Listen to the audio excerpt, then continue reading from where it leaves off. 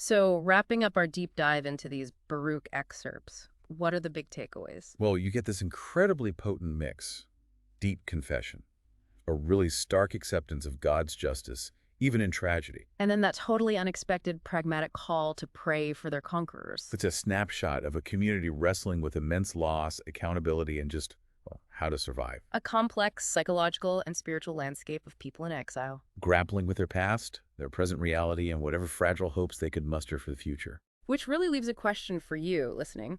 What can this ancient text, born from such devastation, tell us about how we cope with collective trauma? Yeah, how do we understand power dynamics? How does faith function or adapt when everything seems lost? How do communities make sense of catastrophe, assign meaning to suffering? And how do they find paths forward, not just to survive, but maybe even find understanding or reconciliation?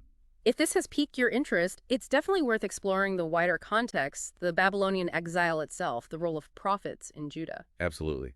Understanding that historical backdrop really enriches the reading of a text like this. It gives crucial context to the human experiences captured here. Because ultimately, the Book of Baruch offers this powerful, enduring look at justice, consequences, and the human response to adversity. Themes that still resonate pretty strongly today, thousands of years later. Thanks for joining us on this deep dive.